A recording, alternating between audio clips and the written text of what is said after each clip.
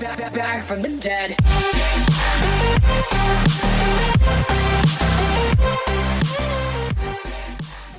Hello everyone and welcome to my channel. So I'm so sorry that this video took so long. I've been working, crazy stupid hours from 5:30 to 2 a.m.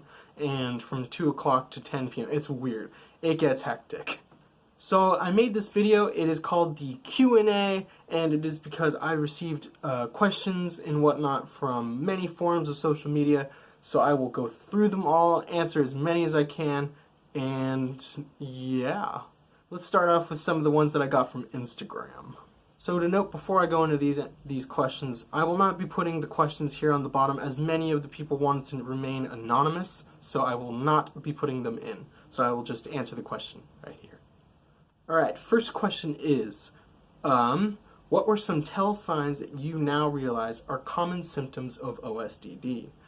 Well, the first kind of tell that I had was sort of hearing an inner monologue, sort of an inner voice that wasn't my own, and then I kept having that occur throughout the first couple of years that I realized it. Along with that, there were moments where I would remember being in a place, but I couldn't remember anything that happened. I just remember being in a certain location, but I can't remember the conversation. I remember speaking, I think, and that's usually how that goes. I remember being there, kind of. So that's another sort of tell. And there were a couple others, but it really became more apparent in college when I met with other people and spoke to them about their experiences, and I could relate about that. So that's usually how I found out more tells from there. For some reason, my Wi-Fi is being a little slow, so I'm sorry if I can't get to your question due to that.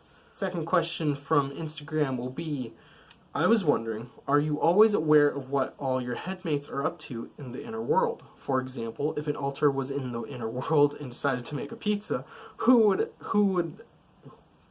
whoever is fronting always know right away that they are making a pizza?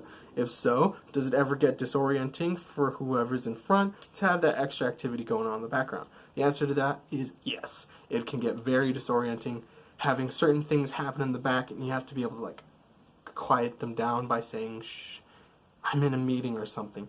Which then, if you say out loud, makes you look completely insane. So, yes, it can be disorienting for me when others are doing something that I'm not doing. Another question that's probably been asked before, but I really wanted to answer in this video, is when did you first realize that you may have had a dissociative disorder?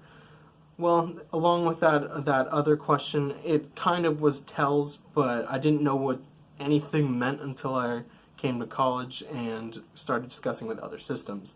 But beforehand, I just kind of assumed that I was hearing voices and whatnot. So that's kind of where I was at for a really, really long time. And then I would just listen to whatever the voice's advice would be. So that was kind of the first when being a system sort of came to my knowledge. But even at the time, I didn't know what being a system was. So this is kind of a new thing for me, and y'all are along for the ride. Another good question from Instagram is, do you have any protectors or persecutor protectors that can go a bit over the top with things? What advice would you have for someone who does? So this is a pretty good question. I do enjoy answering questions about Salem. So to begin, Salem is a protector, kind of persecutor, but just kind of likes to be an asshole, so I can't really say that for him. And he is more over the top when things pile up. So examples being if his pizza was overdone, or if he was asked the same question so many times, or if he dropped a glass of water. Anything could throw him off to the point where he just becomes an asshole to everyone and anything that comes in his path. So that is kind of over the top. On the other side, for persecutors, we have Owen, and in that situation, Owen could go over the top and try and hurt someone, and trying to inflict pain on someone.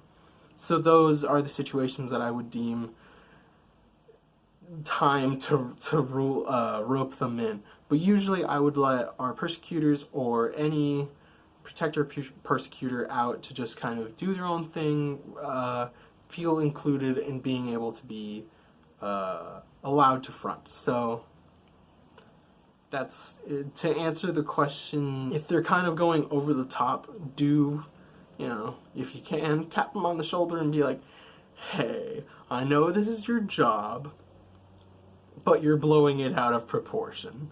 So that's kind of what I would do, is just being very upfront about things, just to manage things so everyone knows in the system that I'm very honest and very forward with these sort of things. So be forward, be confident in being able to tell them, stop it.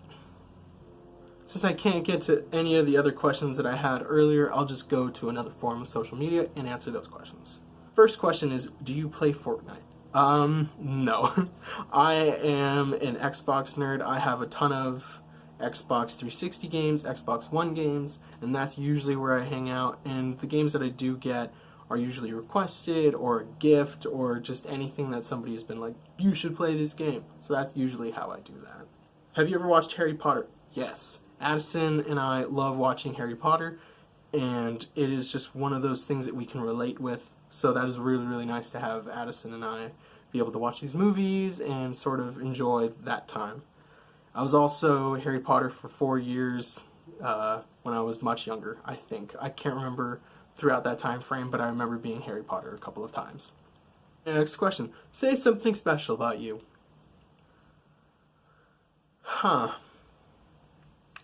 I used to be able to burp my ABCs. What is love to you? Okay, this is a very interesting question, and I'm going to answer it in the best way that I can. Love to me is when you have this sort of feeling for someone. You don't really know what it is at first, but you just have a connection. You love their personality, you love their company, and you love being around them in general, and you don't really have an explanation for it.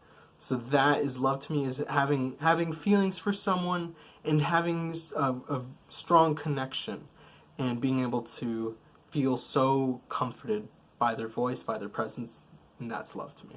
Which black and white movie would you recommend? Okay, that's hard because I've watched cartoons that are in black and white, and those involve like Mickey Mouse and whatnot and Popeye. And if, depending on the season, if you're more of a Christmas movie person, Bishop's Wife or It's a Wonderful Life, I can't remember if that's in color or not. Well, that movie and both those movies really hit me in the feels, and I enjoy that. So that's a good Christmas movie to find someone to love and maybe even just watch by yourself in case you feel like crying. Have you ever lost your phone? I have lost many things in my life, and phones have been third on that list. I've lost a GoPro before, and I was upset for days. I've lost a couple of toys when I was younger, I believe, and I never found them, and I was disappointed by that. I've lost a couple of things that were important, but then I've found them. But a phone I've only lost once, and that was in a hotel room for about a day, so that wasn't too bad. I've broken way more phones than I've lost, though. Favorite thing to do for fun? Okay, this is a really nice question, because I do a lot of things. Like I said, I play video games, I will watch movies, I like to take a nap, I'll read a book. I do a lot of random things, but most of all, I like to be around my friends to give them support, maybe even just give them a hug, and even more, to take them somewhere fun and make them try food that they've never tried. That is fun to me. Next question. Which colors did you wear today? I'm wearing black. I kind of always wear black. And then yesterday I wore blue, and the day before I wore gray. What kind of company would you create? Okay, this is a really interesting question, because I've probably thought about this before. And if I were to create any sort of business or anything, it would probably involve slowing down and somehow rectifying anything that's happening with our climate, because as I'm in California, I've experienced a lot of heat waves. This past week has been really, really warm. So I'm just going to say something that would involve reducing plastic and reducing the amount of climate change and global warming that we have. So that would be my company right there. Ooh, this is an interesting question, and I think it's a really good place to stop for now. So the question is, how do you break up with a system? Now, I have made many, many errors in my life, and I've been through many different breakups. This is one of those hard ones where if you're breaking up with the system, you need to be confident, you need to be very to the point, and you need to be sure in your decision. So, for that, you kind of need to be able to be in front of them if you can. Say that you appreciate the amount of anything that they've done to you, to your system. You thank them for that. You tell them how much you appreciate them. But then on the other hand, you have to tell them some of the reasons that you're not happy, and if there's any sort of issue, you need to bring it up in that moment. This is not saying that you need to drop any major bombs. It is just to say that you need to talk about your feelings, and they need to reciprocate in that time. So breaking up with someone and breaking up with a system, you need to be very individual about it. So if there is an altar that either your altar or you as an individual have cared for or have been in a relationship with, you need to be upfront with that and upfront with the whole system in general. So it's tough, but if you're willing to break up with someone, be confident. I believe in you, and if you ever need support, you can always comment below something that has happened and we can try and talk to you about that. Okay, so that is all the questions. I'm so sorry that that's kind of an interesting place to leave off on, but thank you so much for coming by my channel. Thank you for all the love and the support that I've received. I'm, again, very sorry that this video was so late and that it took me a really long time to upload. I plan on making more videos. Both Leah, Salem, and Addison and I have all come up with different ideas, and we're going to try and get on top of those within the next couple of days. So we're going to try and make a couple more videos between now and the following week or two. So look out for those videos and whatnot. So please like and subscribe. I know that's, so cliche for YouTubers, but please do like and subscribe. I appreciate every single like. I appreciate every comment. I appreciate every subscribe.